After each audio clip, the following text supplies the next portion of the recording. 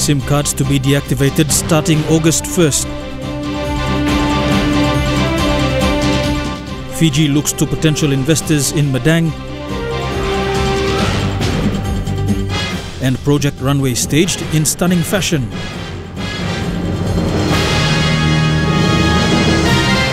This is National EMTV News with Meriba Tulo. A very good evening. Thank you for joining us. This is Monday's news. 2 years after the commencement of the mandatory SIM card registration exercise, the country's telecommunication industry regulator has confirmed that the deactivation of unregistered SIM cards will begin on August the 1st. NICTA CEO Charles Punaha today announced the impending start of the deactivation process, which he says will start in the country's major centres. However, NICTA has also provided flexibility for people in rural areas, with further extensions provided to allow them to register their SIM cards. 2 years after the government began the mandatory SIM registration exercise, NICTA today announced that telcos would begin the deactivation process when the current deadline expires for registration of SIM cards tomorrow. NICTA CEO Charles Punaha announced this today, flanked by representatives from the telcos. The deactivation of unregistered SIMs will start at midnight on Wednesday for the main provincial centers. So the main customers or subscribers living and are located within a 30 kilometer of a provincial center, and those who have not registered will have their SIM cards deactivated. We will be finalizing that list by this week Wednesday. As to those centers, obviously the operators will come back to us with their views on the centers that we have identified, and then we will take out public advertisements to inform the public by this week of the centers that are going to be affected. The start of the deactivation process will see unregistered SIM cards in major centres deactivated, with NICTA also announcing further extensions for those in districts and rural areas who have not yet registered their SIM cards. For administrative centres, the notice will be extended for them to be registered by 31st of December 2018. For rural Papua New Guinea or the rest of Papua New Guinea, the notice period will now be extended to April 2019. According to NICTA, by the end of April 2019, all SIM cards throughout the country will need to be registered. Once the SIM deactivation exercise has started, telcos will then be obliged to charge fees for new SIM card registration. When they want to get themselves registered now, the operators will now be charging fees, because the free of charge only applies during the notice period. So for those main centers, if they want to get themselves registered, operators would be charging their own fees. The Fiji Trade Commission to PNG recently hosted a 3-hour seminar on investment opportunities for potential investors in Madang. The seminar, held at the Madang Resort, targeted people engaged in small to medium enterprises. The seminar provided ideas on the global dynamics of doing business and how PNG can use and market some of its business ideas to Fiji and ensure exchange to PNG. The seminar attracted mostly women who are engaged in SMEs as well as interested individuals. President of the Madang Indigenous Council, Stoti Kamia, said most meetings held in Madang are only targeting major industries, especially the Chamber of Commerce. This was the first time the seminar targeted those engaged in the SME business. Look at opportunities that in Fiji, what markets they have, what product they have, what product we have, how opportunities that we can trade with Fiji. The seminar explored the dynamics of doing business Fiji has been using and how the country Fiji has reached the stage where it is no longer a name but a brand. The seminar tried to use those ideas to tap into PNG and especially Madang to where it finds fit to bring in revenue for SME businesses, where it can also trade with Fiji and vice versa for PNG. Look at the opportunities on the ground. What sort of products, services, investment, the opportunities that are there in terms of marketing your product across to my small island country, and also the other way, vice versa. Masalwis National EMTV News, Madang. A stakeholder workshop was held today in Port Moresby to collect views towards drafting the National Wash and Sanitation Hygiene Authority Bill. Speaking at the event, National Planning and Monitoring Minister Richard Maru said he is determined to see the bill passed in Parliament, as it will allow for a single authority to be responsible for the country's water and sanitation sector. The one-day consultation workshop saw stakeholders within the water and sanitation sector, provincial and district administrations and donor partners gather to discuss key aspects of formulating the National Wash Authority. The workshop is aimed at bringing together ideas that will be tabled in Parliament by Minister Maru in November. Today we are holding a national workshop to look at the legislation that will set up the big body for the sector. The workshop saw ideas centered around key functions of the water and sanitation sector. These included policy making, planning, regulation and development of rural and urban water and sanitation projects. This is a very key priority of our government, and I want to thank the World Bank, who provided legal experts and the technical team working with us, EU and other donors who have been supporting the sector in the past. I've been speaking to the Australians as well, and I believe after the establishment of this body, which will now for the first time take responsibility for the water sector, we can now work with donors and other partners, and of course with our own national government funding, to ensure we start to put safe water and sanitation services not only in our urban towns but in our district towns. Once established, the National Water Sanitation and Hygiene Authority will act as a regulator for all water and sanitation services in the country. More importantly, it will oversee that proper water services reach all corners of the country, especially in our most rural areas. After the consultations, we will finalize the bill and take it to Cabinet and of course to Parliament to establish the body that will now be responsible to oversee the water sector, to regulate the water sector, and implement a plan to make sure we improve safe access to water and sanitation and provide improved services all the way to our villages and our communities. Stanley Over Jr., National EMTV News. Today is Vanuatu's 38th independence anniversary. Not many know of the important role PNG played in the lead-up to Vanuatu's independence.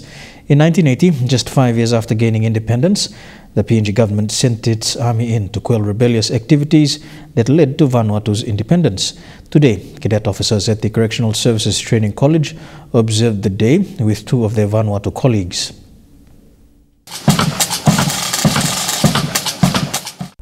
Cadet officers Daniel Nauka and John George are senior officers from the Vanuatu Correctional Service based in Port Vila. They are part of 44 cadet officers undergoing the second batch of cadet training at Bomana. They are the first Pacific Islanders to undergo the cadetship training in Papua New Guinea.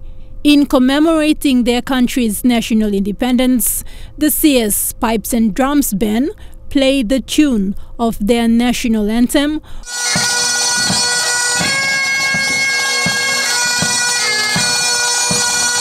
while the two saluted to their flag. I'm very so fortunate from Kosher, lo Vanuatu, me very stop undertaking diploma. I'm first time ever with two officers lo corrections lo Vanuatu on the camp. Mitfully complete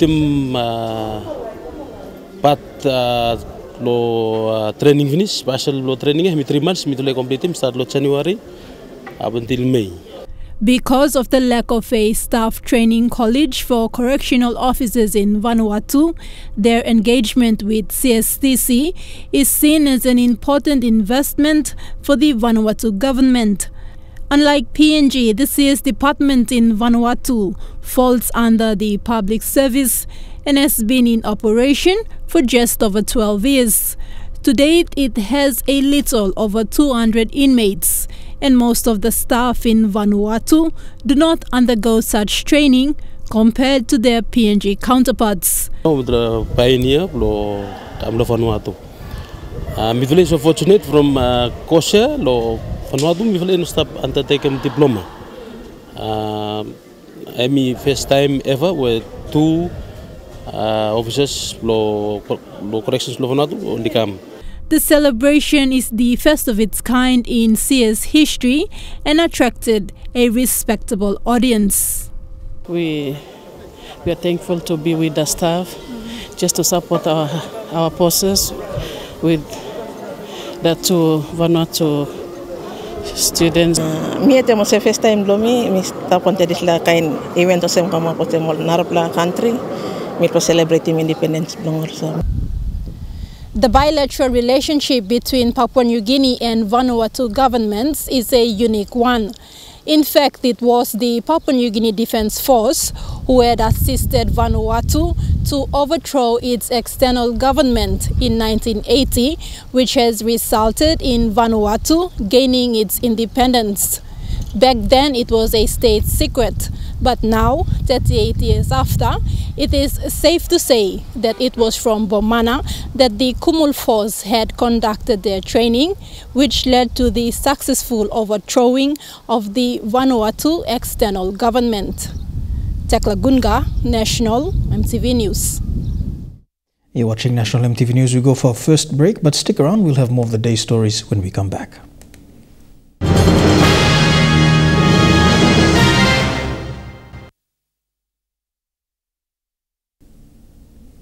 Welcome back to the news. The People's Republic of China has continued its support to Port Moresby General Hospital, with the hospital today receiving much-needed medical equipment for urological surgery. This is the second batch of medical equipment received from China this year, with another donation expected later this year. The support from China to the hospital is in line with an agreement signed by the governments of PNG and China for closer cooperation in the areas of health services. This morning, Port Moresby General Hospital received another donation from the People's Republic of China, medical equipment that for the most part will assist urological surgeons perform minimally invasive surgery. This donation, the second of 3 batches, which the Chinese government is providing to PNG under an agreement signed between governments of both countries in December last year. Both sides agree that the Chinese government will help Port Moresby General Hospital establish a minimally invasive surgery center within 3 years. Under this framework, setting up a urology minimally invasive center is only the first step, or the early harvest. After this minimally invasive surgery center is set up, its service will cover the area of urology, general surgery, obstetrics, and gynecology. In receiving the medical equipment, hospital CEO Dr. Umesh Gupta thanked China for its continuous support to the hospital, which was on its way to becoming a Level 7 hospital providing specialist services for the people of Papua New Guinea. We will be making optimum utilization of these equipment that have come. So it's coming together of the facility, of the equipment, and of the manpower. Hospital Chief Surgeon Dr. Osborne Liko, who is a specialist urological surgeon, also acknowledged the support from China in building the capacity of urology in the country. We'll improve what we call minimal invasive, means not to do open cut, open up right down into the kidney, open the bladder, using telescopic approach. It improves the outcome and hospital stay, and also improve the economy for those men and women coming to the hospital, so that they don't have to go through complications and long hospital recovery after surgery. So this is what we aim to get. This is a state of an art, and this is only the beginning. Given the close relationship between the government of China and the Port Moresby General Hospital, Hospital CEO Dr. Umesh Gupta also used the opportunity to extend an invitation to the Chinese president to visit the hospital later this year when he is in country for the APEC Leaders Summit. We will request that President Xi Jinping should be coming to Pomjin during APEC, right, Dr. Liko? And it would be really wonderful that if the Chinese government can support setting up the maternity and child wing at Pomjin, which again is 50% of the patient population. Over 300 students of the Seventh-day Adventist Literacy Program graduated today in Leh. The literacy program was facilitated by Adventist Development and Relief Agency, or ADRA, through funding from the Australian Government and the Moraba Mission of the Seventh-day Adventists. Some adults in the 70s who had never been to school before can now read and write after 3 months of learning Tok Pisin. These graduates began the literacy class in March and ended in June this year. They graduated with their Level 1 certificates, which is learning to read and write in Tok Pisin. The students completed the Level 1 program and will progress into the Level 2, that is English. They were taught using a curriculum developed by ADRA's National Literacy Coordinator, Bernard Paru, with the assistance of few lecturers from Sonoma Adventist College in East New Britain Province. The 4 subjects are Christian education, that's Bible study, language, which is taught in Pidgin, numeracy. The numeracy goes almost to grade 5 level, and then social inclusion. Social inclusion, you look at HIV, gender-based violence, HIV, family budgeting, family planning, things that affect our community we address in that literacy program. The Seventh-day Adventist Mission in PNG has been conducting this literacy program since 1995 through the Women's Ministry. The program was then administered by the Adventist Development and Relief Agency, or ADRA, which is the Seventh-day Adventist Mission's non-government organization. ADRA provides services to communities that need help in health, gender and education. These projects are funded by the Australian government. Yeah, we'd like to encourage the government, the provincial governments especially, to take on literacy, as the literacy program targets at, you have village clerks, you have the magistrates in the village, councillors who are illiterate, but they hold very key positions. The students who graduated today came from the 4 districts in Moraba, UN Gulf, Bulolo, Nawai and Leh district. This is a pathway into the formal education for those people who can be able to make it. So we are running the first part of the training. That is to do with Pidgin, telling to read in Pidgin. The next part is to be able for them to be able to read in English. And those people that can make it through the formal system of education, some people can continue to go into primary school, some people can go into high school, and some people can be able to do code. The graduates are from 19 different Christian denominations.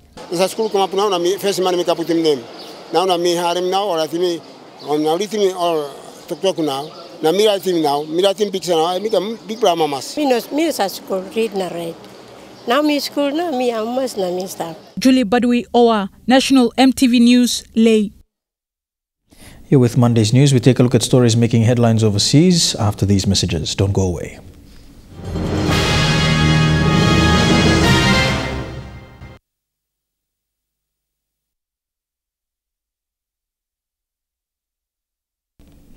Welcome back to the news. Turning overseas now, powerful aftershocks continue to rock Indonesia's tourist hotspot after a deadly earthquake.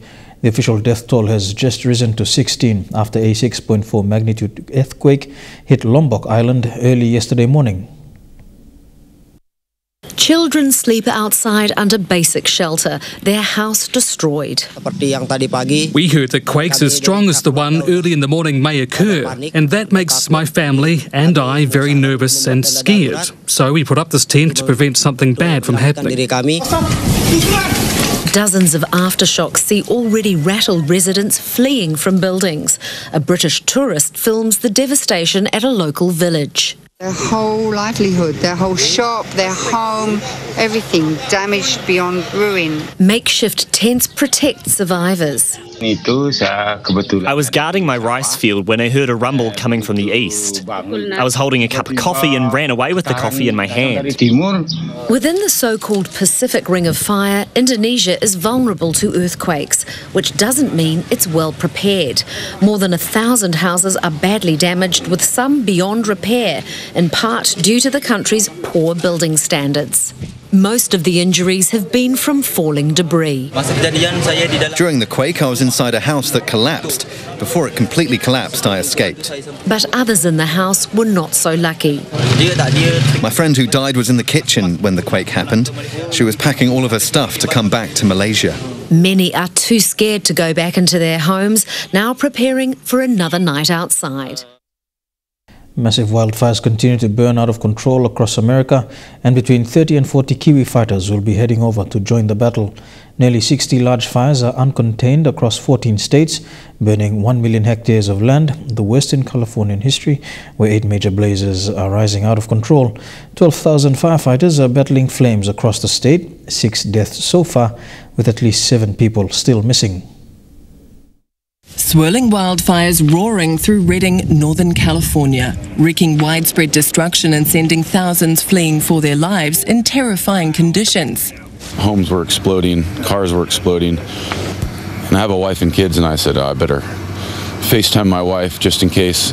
I didn't let her know why I was doing it, but I wanted to see her face one more time. 6 others didn't make it out alive, including Melody Bledsoe, who died draped over her great-grandchildren, James and Emily, trying to save their lives. I was talking to my little grandson on the phone. He's saying, Grandpa, please, you got to come and help us. The fire's at the back door. Come and get us. I said, I'm close by, son. I'm trying to get in there. I said, I'm right by you. 2 firefighters have also died working these aggressive fires, and others have lost everything while they've been out on the front lines. So that was a firefighter's house right there? Yeah, a lot of firefighters lost their houses here. They're working in extremely challenging conditions. Temperatures over 40 degrees and fierce winds are sparking fire-nados like this.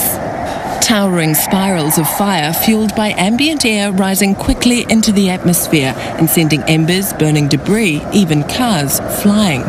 Every single person that I've talked to so far has made the mention that I don't know why it's doing what it's doing. It's burning differently. It's burning more aggressive than it has in years past. And I know we say that every year, but it's unprecedented. From above, massive plumes of smoke are visible from 30,000 feet. On the ground, the fire continues to rage, taking out whole neighbourhoods and leaving new dangers in its wake. 40,000 people have been forced to evacuate, including Kiwi Redding resident Karina Page. I'm on my own, the power's off, I'm seeing this massive cloud and this orange coming closer to the house. She was at home alone when the fire turned. And then the next minute, my father-in-law and my brother-in-law just basically came and they said, the flame, we can see the fire, it's a quarter of a mile from your house, get out now. Karina's one of the lucky ones. Many people no longer have homes to go to. And just seeing the first neighbour's house burnt to the ground on the corner, and then walked around and then,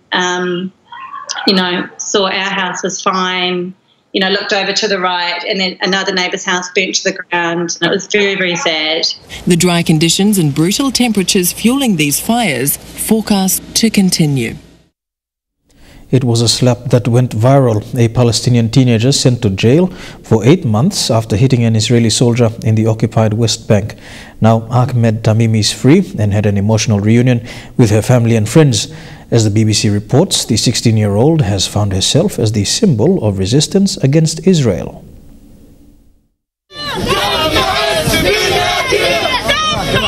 A Palestinian teenager reunited with her family after 8 months in Israeli jails. Ahmed Tamimi's case brought a new spotlight to the decades-old conflict. From the House of the Martyr, I say resistance is continuing until the occupation is removed. All female prisoners in jail are strong, and I thank everyone who stood by me while I was in prison. Aged 16, Ahmed Tamimi slapped and kicked an Israeli soldier outside her home, demanding the troops leave. Her family live-streamed the footage on Facebook. There had been clashes in her village, a frequent site of Palestinian protest in the Israeli-occupied West Bank. So much of the debate in this case has stemmed from Ahed Tamimi's age.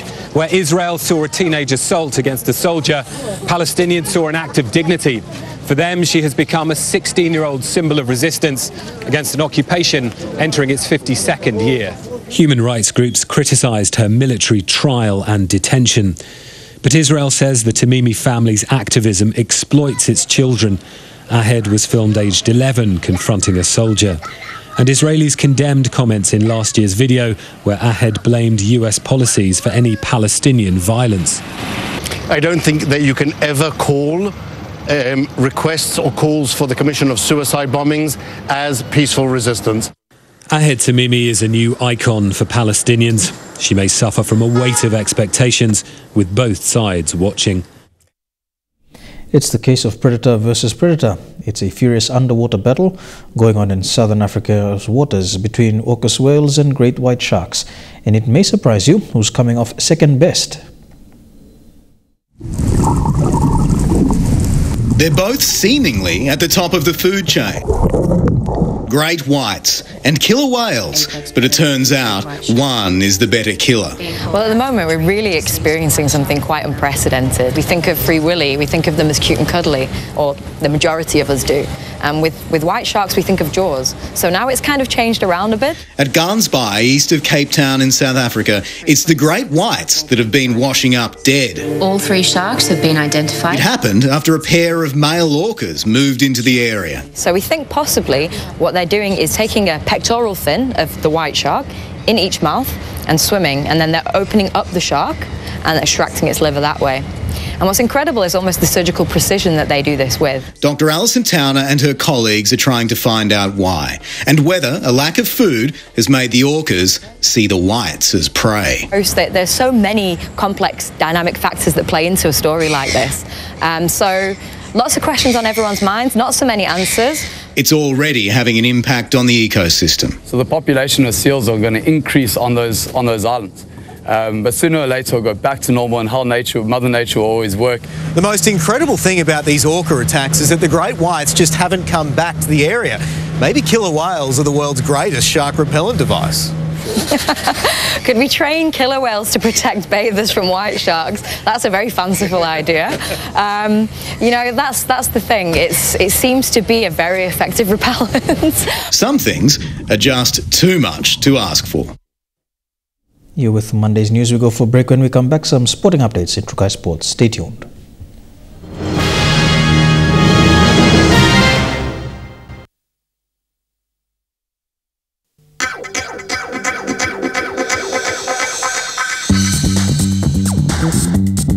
Trukai Sports.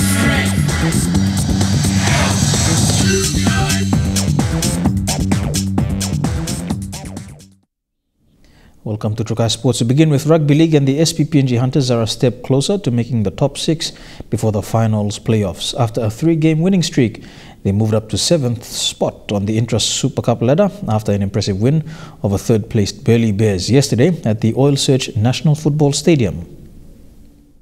The Hunters still remain in playoff contention with wins over Northern Pride, Notts Devils and Burleigh Bears.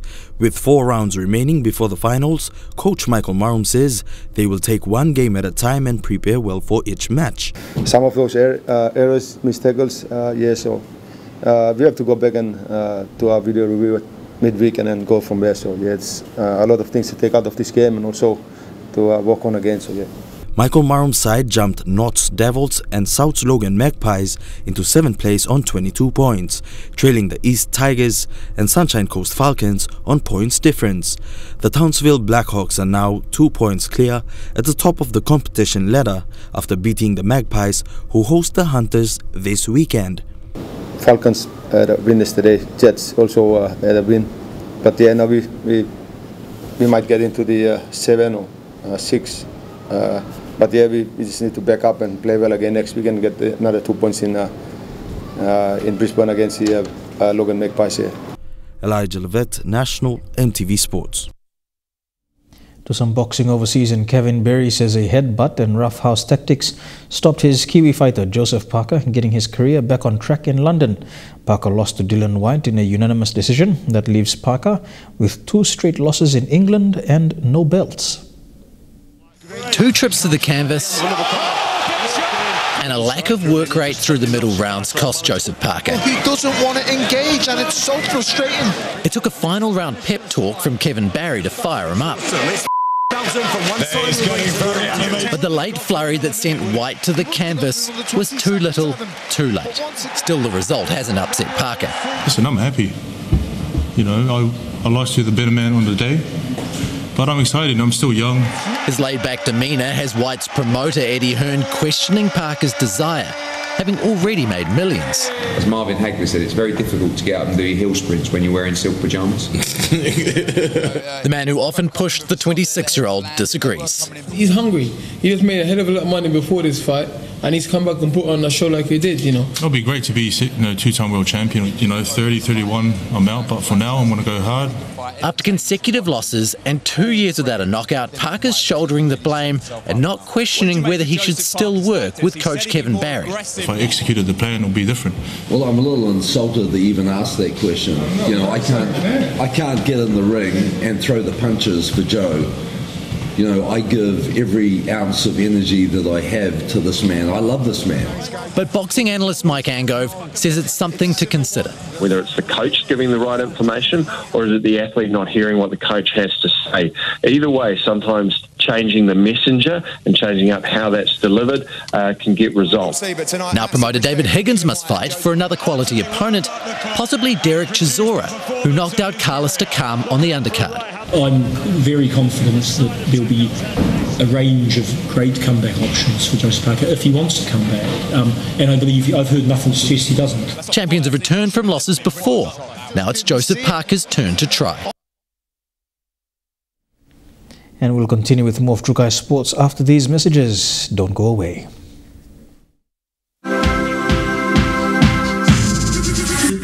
Trukai Sports. Welcome back to Trukai Sports. The Super Rugby now. Christchurch is gearing up to host its first Super Rugby final in 10 years, with the Crusaders already in preparations for a shot at a 9th title. The Lions are now en route to the Garden City, where the most dominant team in the competition's history is trying to go back-to-back again. The big dance back after a decade. The Crusaders hoping to build on their dynasty as they host a Super Rugby final for the first time since 2008. Yeah, no, it's been a hell of a long time. So, you know, as a team, we're certainly rapt to be able to play at home and play in front of our people and our family. So much has changed since then. The city and stadium, the people they play for, and the Crusaders themselves. There are just 3 players left from the 08 side that lifted the trophy. With Kieran Reid, Wyatt Crockett and Tim Bateman aiming for another title this weekend. I guess it's good, you know, we've still got a little bit of past experience from that team still floating around, and you know, guys like that are massive on a week like this, you know, sharing their knowledge and their experience, and you know, it's certainly very beneficial for the team.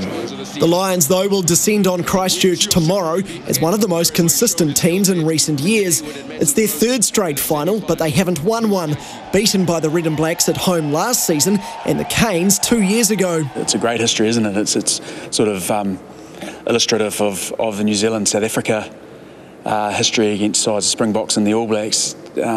The Lions have been highly successful over the last few years. The overriding consensus is that the Lions have no chance of finally breaking through for a title. It's very easy for people to say that when they're not involved and don't have to go to battle against them. In 08, it was a horse on the loose after the final whistle. This year, the Crusaders will hope it's their coach who's breaking free. The golfer Danny Lee secured a crucial top 10 finish in his quest to keep his PGA Tour cut. Kiwi golfer has finished in a tie for 6th at the Canadian Open in Ontario, moving him up to 104th in the FedEx Cup standings as he fights to stay in the top 125. Lee carded a 4-under par final round to be 16 under overall. And the former US amateur champion from 2008. A good solid finish here at the RBC Canadian Open for Danny Lee. American Dustin Johnson claimed his 19th PGA Tour win, finishing at 23 under for a 3-shot victory. And that's about it for Trukai Sports this evening. We go for a break now. When we come back, we take a look at the weather, including a look at the Project Runway that was held on the weekend. Stay tuned. Trukai Sports.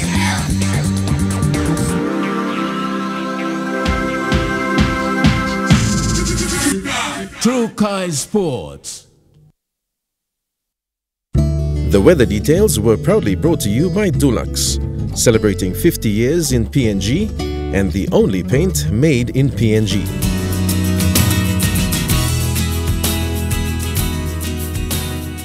A look at the weather forecast for the next 24 hours in the southern region. Fine becoming cloudy for Port Moresby and Kerama, mostly fine for Daru. A shower or two expected in Alotau and Popondetta. To the Momasi region, cloudy with some showers expected in Lae, Wau and Madang, mostly fine for Wewak and Vanimo. To the New Guinea Islands region, mostly fine for Kavieng and Buka, cloudy with some showers expected for Lorengau, Kokopo, Rabaul and Kimbe. And in the Highlands region, Mount Hagen, Mendi and Wabek can expect some cloudy weather. Fine weather expected in Goroka and Kundiawa. Forecast for small ships, but first there is a renewal of a strong wind warning issued for all coastal waters of PNG. Strong southeasterly winds of 25 to 34 knots and increasing to 40 knots at times in the Bismarck Sea are expected to continue for the next 24 hours, causing rough seas. All small crafts and boats are advised to take necessary precautions before and after going out to sea during this period. Waters of southern PNG Indonesian border through Torres Strait and Daru to Kiwai Island to Kerama, Yule Island to Hood Point to Samurai Island, seas 0.5 to 1.3 meters. Waters of eastern and western Milne Bay Island, seas 1 to 1.5 meters. Waters of Samurai Island to Cape Vogel to Finschhafen, seas 0.5 to 1.5 meters. Waters of Finschhafen through Vitias and Dampier Strait to CRC to Long Island, seas 2 to 2.5 meters. Waters of Long Island to Madang, Bogia, Wewak, Aitape, Vanimo and the northern PNG Indonesian border, seas 0.5 to 1.3 meters. Waters of Manus and its western group of islands, seas 1.5 to 2.5 meters. Waters of East New Britain to New Ireland and Bougainville, seas 0.5 to 1.5 meters. And waters of West New Britain, seas 2 to 2.5 meters.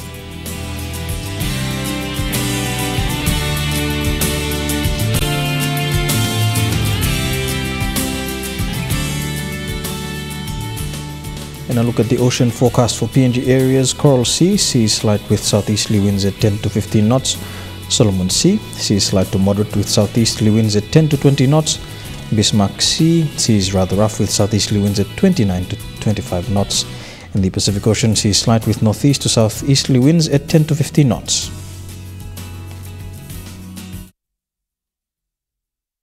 The weather details were proudly brought to you by Dulux, celebrating 50 years in PNG and the only paint made in PNG.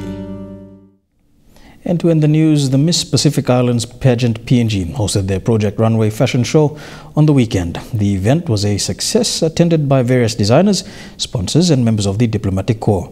A total of 10 designers showcased their work in 3 categories: sarong, day and evening wear and traditionally inspired dress.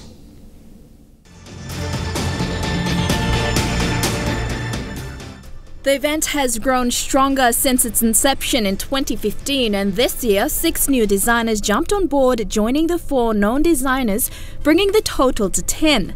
The theme Dress for Progress was incorporated through each of their designs.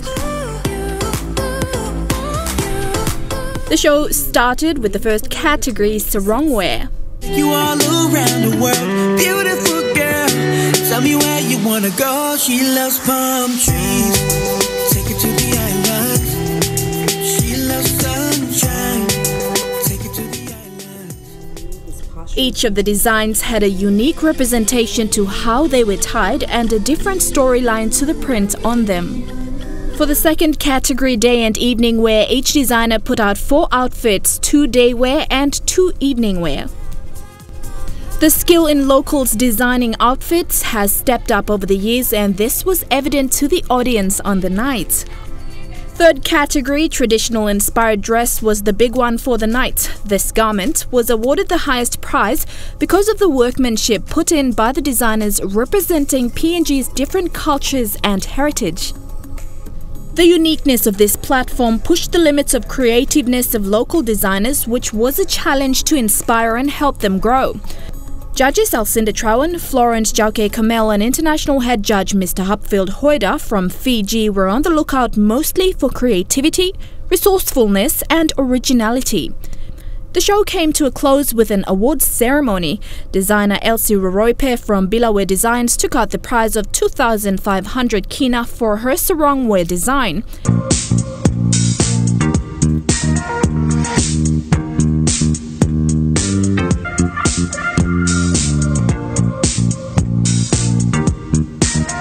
Wandida Mini Korimbo from New Guinea Styles took 2,500 as well for day and evening wear.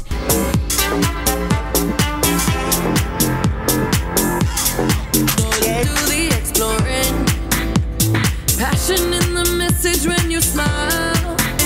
Possibilities, I look like all you need. See wonderland in your eyes. And the top prize, 5,000 kina, was awarded to Heai Ugava from fashion label Mamana for this beautifully crafted garment. Is constructed using plant material collected from various types of trees and flowers.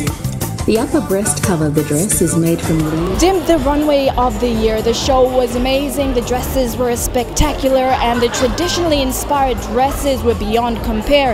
They portrayed the unique diversity of Papua New Guinea's different cultures. Helen Sea, National EMTV News.